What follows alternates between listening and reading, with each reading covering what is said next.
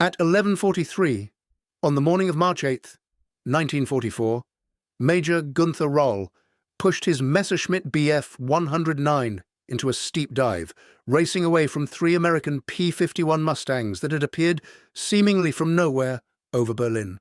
The altimeter unwound rapidly. 25,000 feet, 20,000, 15. His fuel gauge showed critically low. He had been airborne for barely an hour and 20 minutes. When the Americans finally broke off their pursuit, Roll leveled out at 5,000 feet and turned toward the nearest airfield. His engine sputtered once, twice. The fuel tanks were nearly dry. He made it to Stendal with less than 10 minutes of fuel remaining. As he climbed out of the cockpit, hands still shaking from the adrenaline, Raoul looked up at the contrails still visible in the winter sky. Those American fighters were still up there, still hunting, still fighting. He had been forced to run for home because his tanks were empty. The Mustangs would keep flying for hours more. In that moment, Gunther Roll understood something that would haunt the Luftwaffe for the rest of the war. The Americans had solved a problem that seemed insoluble. They had built a fighter that could fly deeper into Germany than German fighters could fly over their own territory. The tactical implications were devastating. When your enemy can stay in the air 3 times longer than you can. Every engagement becomes a trap. Every fight becomes a race against your fuel gauge. And when you have to break off and run for home, your opponent keeps hunting. If you're enjoying this deep dive into the story, hit the subscribe button and let us know in the comments from where in the world you are watching from today. This is the story of how American engineers and pilots transformed the mathematics of air combat. It is the story of fuel tanks and superchargers, of weight and aerodynamics, of desperate innovation and cold calculation. It is the story of why German pilots, flying some of the finest aircraft ever built, found themselves outmatched not by superior speed or firepower, but by something far more prosaic: endurance. By early 1944, the air war over Europe had reached a crisis point. American bomber formations struck deep into Germany daily, escorted by fighters that seemed to have unlimited range. German interceptors rose to defend, fought brief, violent battles, then had to disengage and land before their fuel ran out. The Americans kept flying, kept fighting, kept winning. The disparity was stark and measurable. A Bf 109 G6 carried 400 liters of fuel in its internal tanks. That gave it approximately 1 hour and 20 minutes of combat time. A Focke-Wulf 190A carried 525 liters, slightly better, perhaps 90 minutes in the air. Even with drop tanks, German fighters rarely stayed airborne for more than 2 hours. The P-51 Mustang, by contrast, carried 269 gallons of internal fuel. That was more than 1,000 liters. In terms of combat endurance, the Mustang could fly for 4 to 5 hours on internal fuel alone. With external drop tanks, that extended to 6 or 7 hours. The difference was not incremental. It was revolutionary. It changed everything about how the air war was fought. But this disparity did not emerge from thin air. It was the product of specific design decisions, engineering priorities, and operational requirements that differed fundamentally between American and German aircraft programs. Understanding why requires going back to the beginning, to the moment when these aircraft were conceived and the problems they were designed to solve. The Messerschmitt Bf 109 was designed in 1934 by Willy Messerschmitt and Robert Lusser. Its primary role was as a high-speed, short-range interceptor. The specification emphasized climb rate, speed, and ceiling. Range was not a priority. The Luftwaffe's operational doctrine in the mid-1930s assumed that fighters would operate close to their bases, defending German airspace or supporting ground operations nearby. Nobody envisioned escorts to Moscow or bomber raids on the Urals. The design reflected these priorities. The Bf 109 had a relatively small fuselage, tightly packaged around its Daimler-Benz engine. The cockpit was narrow and cramped. Fuel tanks were fitted into whatever space remained after the engine. Guns and pilot were accommodated. The result was an aircraft optimized for short, intense combat. It could climb rapidly, fight at high altitude, and deliver devastating firepower, but it could not fly far or stay up long. When the war began in September 1939, this limitation seemed acceptable.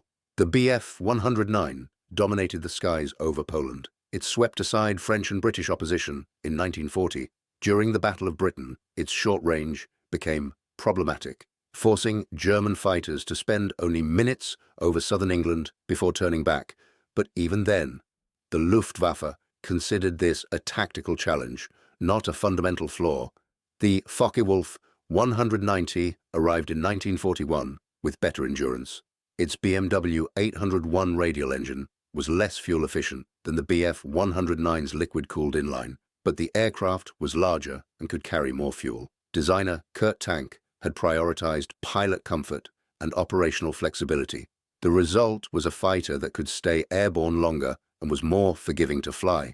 But even the 190 was designed for short-range operations.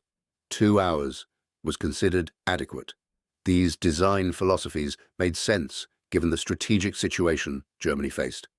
Until 1941, the Luftwaffe fought close to German borders or over occupied territory. Fighters operated from forward airfields in France, Belgium, and the Netherlands.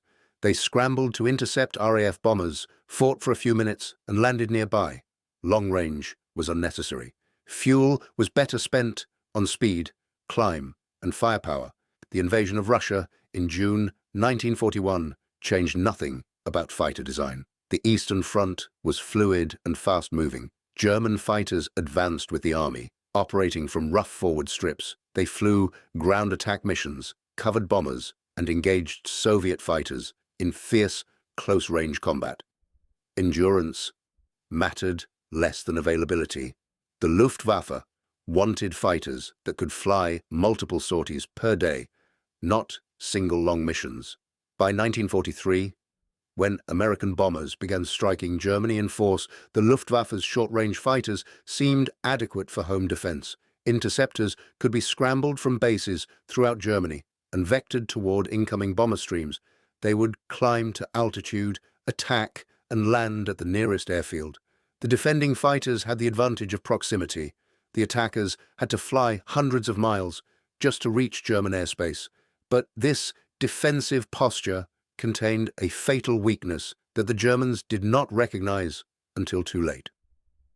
Short combat endurance meant German fighters had to be used efficiently. They could not afford to chase false targets, could not waste time forming up, could not pursue bombers beyond a certain distance. Every minute airborne was precious. The Americans exploited this ruthlessly. The P-51 Mustang was conceived under entirely different circumstances with fundamentally different requirements. In April 1940, the British Purchasing Commission approached North American Aviation, requesting the company build Curtiss P-40 Warhawks under license. North American's chief designer, Edgar Schmood, proposed instead designing something better. The British agreed, but imposed strict requirements. The aircraft had to be built quickly and had to have long range. The RAF needed fighters that could escort bombers deep into occupied Europe. Range was written into the specification from the beginning. Schmood and his team designed the Mustang around a laminar flow wing developed by ENAC, the National Advisory Committee for Aeronautics. This revolutionary airfoil maintained smooth airflow over most of the wing surface, dramatically reducing drag. Less drag meant better fuel efficiency. Better fuel efficiency meant longer range. The wing design also provided space for fuel tanks. Most contemporary fighters carried fuel in the fuselage, where the tankage competed for space with the engine, cockpit, guns, and equipment. Schmood placed the main fuel tanks in the wings between the forward and rear spars. This freed up fuselage space and allowed for much larger fuel capacity than traditional designs. The P-51A carried 180 gallons of fuel in its wing tanks alone. That was already more than a Bf-109 could carry total. And North American designed the airframe to accept a fuselage tank behind the pilot. This tank, initially not fitted could hold an additional 85 gallons. With this tank installed, the Mustang carried 269 gallons internally. That was revolutionary, but range requires more than fuel capacity. It requires fuel efficiency. And early Mustangs had a critical flaw. The Allison V1710 engine performed well at low altitude, but lost power above 15,000 feet. Its single-stage supercharger could not maintain pressure in thin air above 20,000 feet, where bomber formations flew and where combat occurred. The early Mustang was uncompetitive. Speed, climb, and maneuverability all deteriorated badly at altitude. Long range meant nothing if the aircraft could not fight effectively when it arrived. The solution came from an unexpected source. In April 1942, Ronald Harker, a Rolls-Royce test pilot, flew an Allison-powered Mustang at the Royal Air Force Test Facility at Duxford, England. He was impressed by the airframe's speed, handling, and especially its range. But the altitude performance disappointed him. As soon as he landed, Harker proposed a solution. Replace the Allison engine with the Rolls-Royce Merlin 61. The Merlin was already powering the latest Spitfires, giving them excellent high-altitude performance. The Merlin 60 series used a two-stage, two-speed supercharger that maintained power up to extreme altitudes. Combined with the Mustang's efficient airframe and large fuel capacity, this engine would create something entirely new, a fighter that could fly as high, as fast, and as far as needed, a fighter that could escort bombers anywhere. Rolls-Royce began converting 5 Mustang airframes in August 1942. The first Merlin-powered Mustang flew on October 13th. Test pilot Captain R.T. Shepard reported results that exceeded all expectations. Maximum speed jumped to 433 miles per hour at 22,000 feet. Rate of climb nearly doubled. Service ceiling increased to over 40,000 feet. And, most importantly, the aircraft maintained full combat capability at any altitude. The transformation was complete. The same airframe that had struggled above 15,000 feet now excelled at 35,000. The altitude limitation that had crippled the original design was gone, and because the Merlin was actually more fuel efficient than the Allison at cruise settings, the aircraft's already impressive range improved further. Word reached America immediately. The Packard Motor Company was already producing Merlins under license for other aircraft. North American Aviation began integrating the Packard Merlin into the Mustang airframe in November 1942. The first American-built XP-51B flew just weeks after the British conversion. Flight tests confirmed everything. Orders poured in. By June 1943, P-51Bs were flowing off production lines in California and Texas. The Germans knew nothing of this development. They knew the early Allison Mustangs were limited at altitude. They assumed all Mustangs suffered the same weakness. When Merlin Mustangs first appeared over Germany in late 1943, Luftwaffe pilots were caught completely by surprise. These American fighters could fly higher than expected, faster than anticipated, and remain on station far longer than seemed possible. But the Mustang's advantage went beyond simple endurance. The aircraft could fly combat missions using its fuel differently than German fighters. The profile of a typical escort mission demonstrated why this mattered tactically. A Mustang would take off from England carrying full internal fuel plus 2 external drop tanks. During climb-out and transit to the target area, it burned fuel from the drop tanks first. This preserved the internal fuel for combat and the return trip. By the time the formation reached the German border, the drop tanks were empty and were jettisoned. The Mustang entered combat with full internal fuel, 269 gallons. At high-altitude cruise settings, the Merlin consumed about 60 gallons per hour. That gave the aircraft 4.5 hours of endurance, more than enough to escort bombers to Berlin and back, with time left over for combat. A German fighter, by contrast, burned its internal fuel from takeoff. By the time it reached combat altitude and engaged American formations, it had already consumed a significant portion of its fuel load. A Bf-109 might have 45 minutes of combat time remaining, perhaps an hour if the pilot was conservative. Then it had to break off and head for the nearest airfield, regardless of the tactical situation. This asymmetry had devastating consequences. American pilots could afford to be patient. They could wait for advantageous positions. They could pursue fleeing enemies. They could make multiple attacks. German pilots had to fight quickly and aggressively, knowing their fuel state was constantly deteriorating. They had to score fast or disengage fast.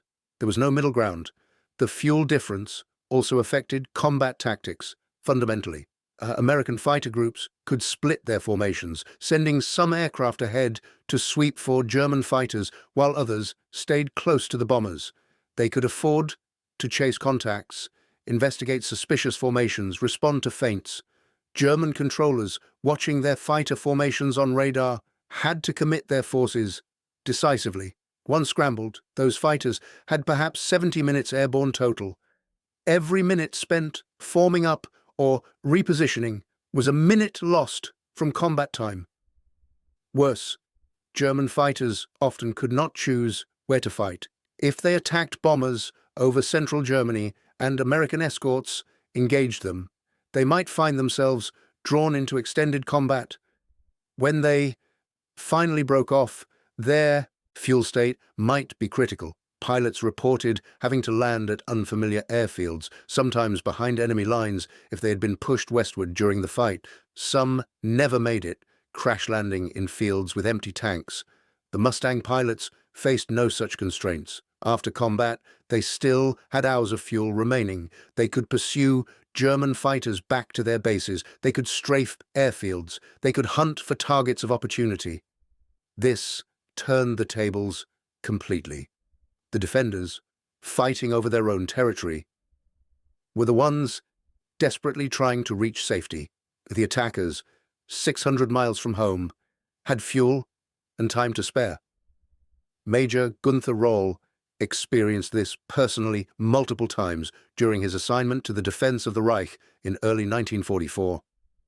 A veteran of the Eastern Front with more than 250 kills against Soviet aircraft, Rahl was one of Germany's best pilots, but over Germany he found himself at a crippling disadvantage, not in skill, not in courage, but in fuel. In one engagement, in March 1944, Rahl's Staffel intercepted a bomber formation near Magdeburg.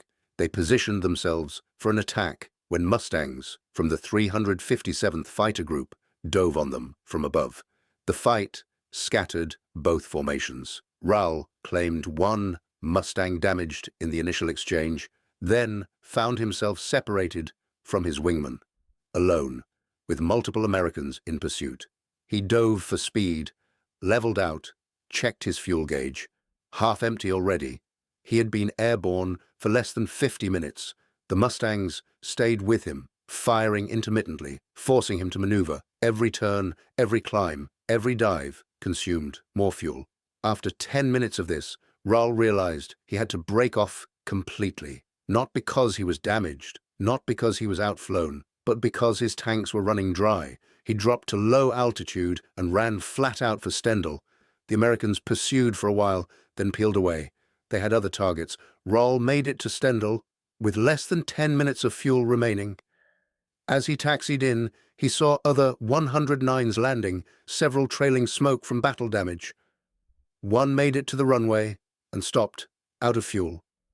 The pilot climbed out and simply sat on the wing, head in his hands. That evening, Rahl spoke with several other pilots.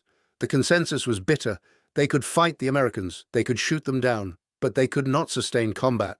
The endurance disparity gave the Americans an overwhelming advantage that negated German advantages in other areas.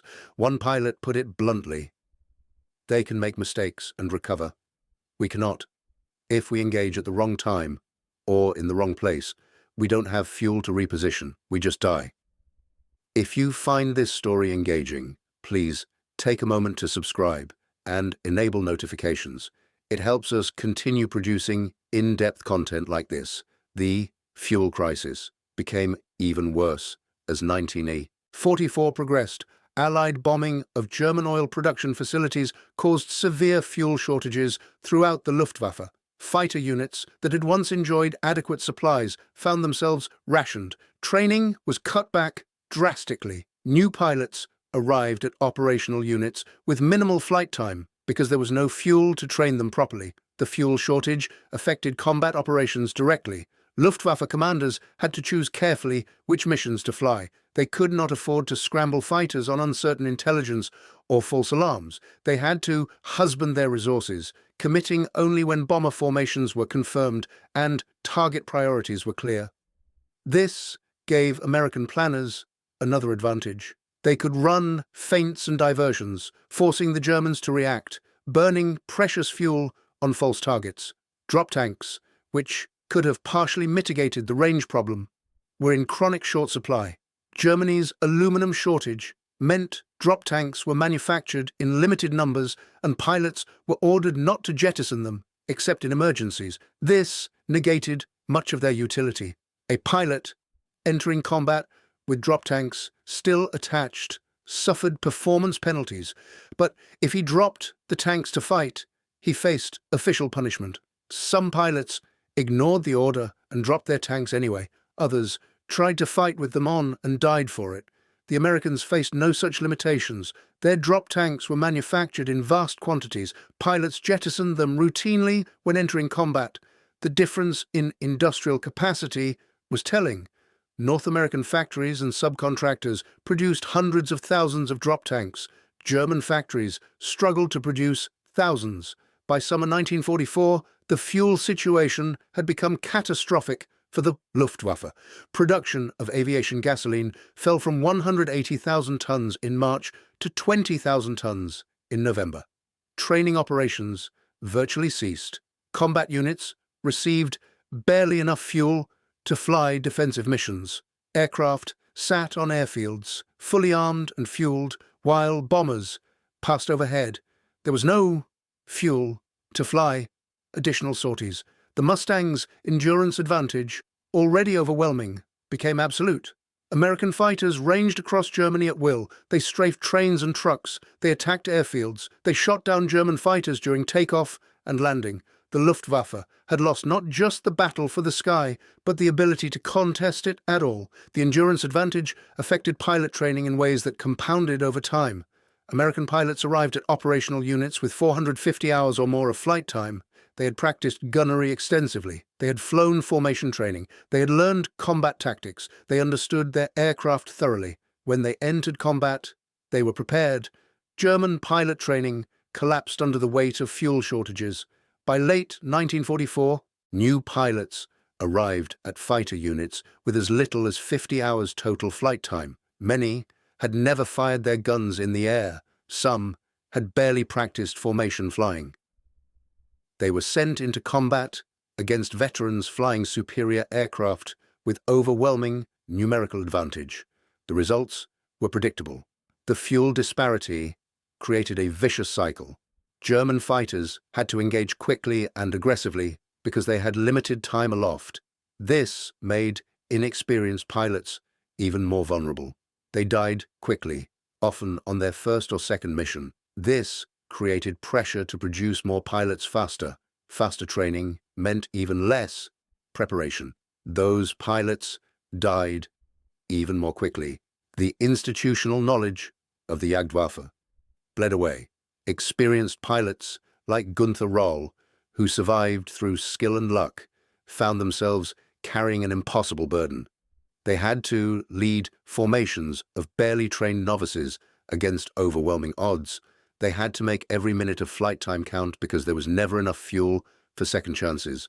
They watched young pilots die and knew more would arrive tomorrow, equally unprepared, equally doomed. The tactical flexibility that long endurance provided manifested in multiple ways. American fighter groups could fly multiple types of missions with the same aircraft. The Mustang could escort bombers deep into Germany, then strafe ground targets on the way home. It could fly fighter sweeps ahead of the bombers, hunting for German formations before they could get organized. It could provide top cover while other fighters engaged at lower altitudes. All of this with a single aircraft type because it had the endurance to do everything. German fighters, by contrast, had to specialize. The Bf-109G was optimized for high-altitude interception. The FW-190A worked better at medium altitudes and in the ground attack role. Different variants carried different armament packages for bomber destruction versus fighter combat. The Luftwaffe needed multiple aircraft types to cover all the roles the Mustang could perform alone. This complicated logistics, maintenance, and pilot training. The operational flexibility extended to basing. American fighters could operate from bases in England and escort bombers anywhere in Germany. They could even fly shuttle missions, landing in Russia or Italy after escorting bombers, then flying back to England days later. German fighters had to operate within range of their bases. As Germany shrank under Allied pressure in late 1944, this became critically limiting. The endurance advantage also affected rescue operations. If an American pilot was shot down over Germany, other Mustangs could remain on station, directing rescue efforts, suppressing ground fire, and preventing German forces from capturing the downed pilot. German pilots shot down over their own territory were on their own. Their squadron mates had to leave, fuel tanks empty, unable to help. Perhaps the most demoralizing aspect of the fuel disparity was psychological. German pilots knew they were fighting at a fundamental disadvantage before they ever engaged. They knew that even if they performed perfectly, they would eventually have to break off while their opponents kept fighting. This knowledge affected decision-making. Some pilots became overly cautious, unwilling to commit to combat, knowing they could not sustain it. Others became reckless, trying to score quickly before fuel ran out. American pilots, by contrast, fought with confidence, born of superior endurance. They knew they had time. They could be patient. They could wait for opportunities. They could make mistakes and recover because they had hours of fuel remaining. This psychological edge was as important as the tactical one. Confidence is infectious. Demoralization is too. The development of tactics reflected these realities. American fighter groups devised the Little Friend system, where fighters stayed with bombers throughout the mission. They developed the fighter sweep, where Mustangs ranged ahead of the bomber stream, engaging German fighters before they could attack. They created the freelance system, where some fighters hunted independently while others covered specific bomber groups. All of these tactics were possible only because American fighters had the endurance to implement them. German defensive tactics evolved to cope with limited endurance. Controllers developed the concept of swarm formations, four-ship flights that could attack quickly and disengage before escorts arrived. They positioned fighters at specific interception points rather than vectoring them over long distances. They created standing patrols at critical altitudes where bombers were expected to appear. These were sound tactics, given the constraints, but the constraints themselves were crippling. The endurance gap became self-reinforcing through its effect on aircraft production philosophy. By 1944, American factories had standardized around the Mustang for escort duties. Production lines in California and Texas churned out aircraft with identical specifications, identical fuel systems, and identical operational capabilities. Every P-51 that rolled off the line could fly 6-hour missions. Maintenance crews knew exactly what to expect. Pilots transitioning to the type found consistent performance. German production, hamstrung by fuel constraints and competing requirements, fragmented into variants. The Bf-109 G6 differed from the G10, which differed from the G14, which differed from the K4. Each variant had different fuel capacities, different engine specifications, different operational characteristics. The FW-190A8 differed from the D9, which introduced an inline engine instead of a radial. Maintenance became a nightmare. Pilots could not reliably predict their aircraft's endurance because it varied by variant and individual aircraft condition. This production chaos stemmed directly from Germany's inability to solve the fundamental range problem. Rather than developing one long-range fighter design, they kept modifying existing short-range designs, adding slightly larger tanks, trying different engines, hoping for incremental improvements. The incremental approach never bridged the gap. A Bf-109 with an extra 50 liters of fuel still had only 100 minutes of endurance, versus the Mustang's 300-plus minutes. Some German designers recognized the problem and proposed solutions. Kurt Tank's TR-152 featured substantially larger fuel capacity and better high-altitude performance than previous Focke-Wulf designs, but it entered service in January 1945, far too late to matter. The Heinkel He-219 night fighter carried enormous fuel loads for extended patrol missions, but resources went to day fighter production instead.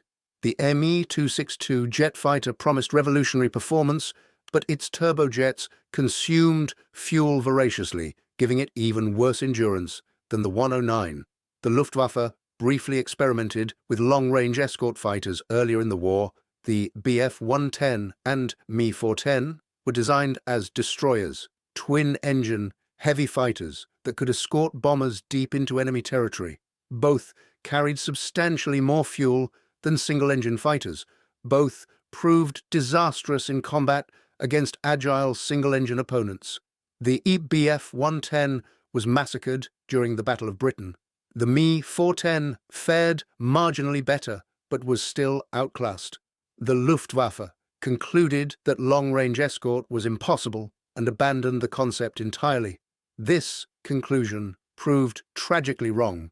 Long-range escort was possible, but only with a fighter that combined long endurance with full combat capability at all altitudes. The Mustang achieved this through aerodynamic efficiency, not through size and extra engines. The Germans, having failed with heavy fighters, never seriously pursued an efficient single-engine long-range design. By the time they recognized their error, it was too late. The intelligence failure compounded the design failure. German intelligence services tracked American aircraft production and knew the Mustang existed, but they classified it as a low-altitude, ground attack aircraft based on early Allison-powered variants. When the Merlin Mustang appeared over Germany in late 1943, Luftwaffe Command initially dismissed pilot reports of its performance. Surely American pilots were exaggerating. Surely the endurance figures were wrong. Surely no single-engine fighter could fly from England to Berlin and back. The dismissal cost months. By the time Luftwaffe Command accepted that the Mustang's capabilities were real, hundreds were already operational.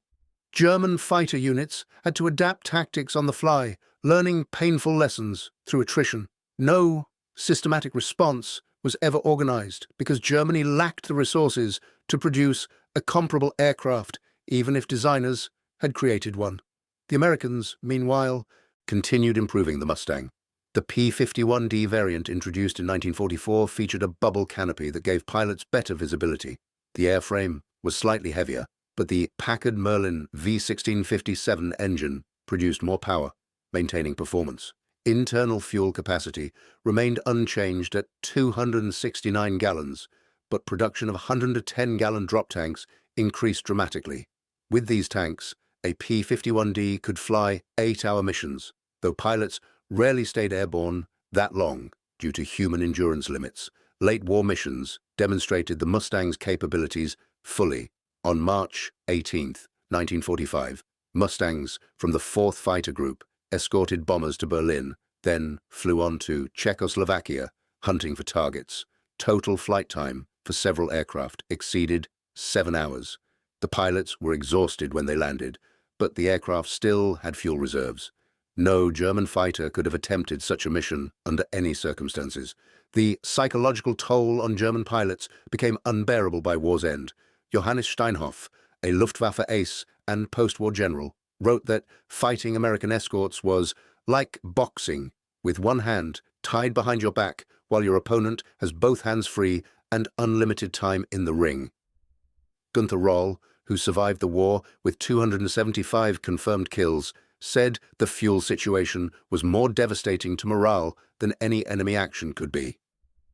Young German pilots arriving at operational units in 1945 were told bluntly that they would probably die on their first or second mission, not because they lacked skill, though inadequate training ensured many did, but because the tactical situation was hopeless. They would take off in aircraft with 90 minutes of fuel to fight opponents with 6 hours of fuel. They would be outnumbered. They would be facing experienced veterans, and when they tried to disengage, the Americans would pursue them all the way to the ground. Some pilots simply refused to fly. Others took off and immediately landed, claiming technical problems. The Luftwaffe began executing pilots for cowardice, trying to stem the collapse through terror. It didn't work. The endurance disadvantage had created a situation where even suicidal bravery was insufficient. You cannot will fuel into empty tanks. The contrast with American fighter operations could not have been starker. By 1945, American fighter groups were competing for kills. Pilots were disappointed if they returned from missions without engaging the enemy. Some units painted kill markings on their aircraft with obvious pride. The 357th Fighter Group claimed 609 aerial victories with only 128 aircraft lost. The 4th Fighter Group claimed 583 victories. These numbers were possible only because American fighters could hunt aggressively, sustain combat, and pursue defeated enemies. The Mustang's endurance advantage also enabled the systematic destruction of the Luftwaffe on the ground. With hours of fuel remaining after escort duties, American fighters ranged across Germany, attacking airfields. They caught German fighters during takeoff and landing when they were most vulnerable. They strafed parked aircraft, destroying hundreds before they could even fly. By April 1945, the Luftwaffe had essentially ceased to exist as an effective fighting force. The ultimate irony is that German engineers were perfectly capable of designing long-range fighters. The technology was not exotic. The principles were well understood. The Mustang's laminar flow wing was based on NACA research that was published openly before the war. German designers could have pursued similar aerodynamic efficiency. They could have prioritized fuel capacity from the beginning. They chose not to, and by the time they recognized their error, the opportunity had passed. The lesson transcends World War II. In warfare, logistics often matters more than tactics. Endurance often matters more than speed. The ability to sustain operations often matters more than the ability to execute them brilliantly for brief periods. The side that can keep fighting after the enemy must withdraw wins, regardless of how well the enemy fights during the brief time they can engage. For Gunther Röll, taxiing in at Stendal with his fuel gauge on empty, while American contrails still marked the sky above, this lesson was painfully clear. He had flown one of the finest fighters ever built. He was one of the most skilled pilots in the world, but he was flying an aircraft designed for a war that no longer existed, against opponents who had solved problems Germany had never even recognized as critical.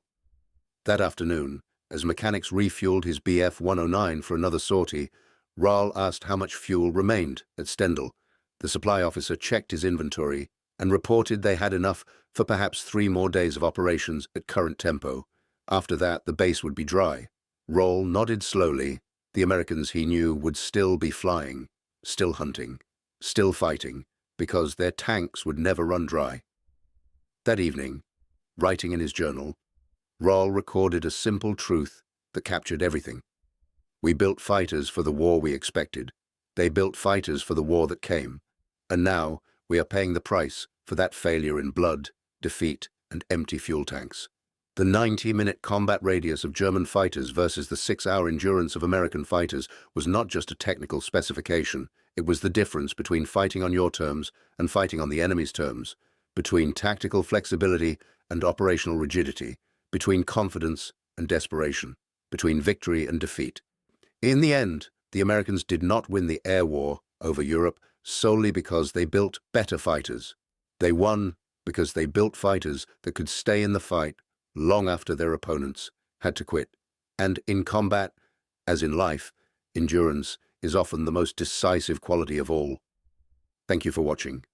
For more detailed historical breakdowns, check out the other videos on your screen now, and don't forget to subscribe.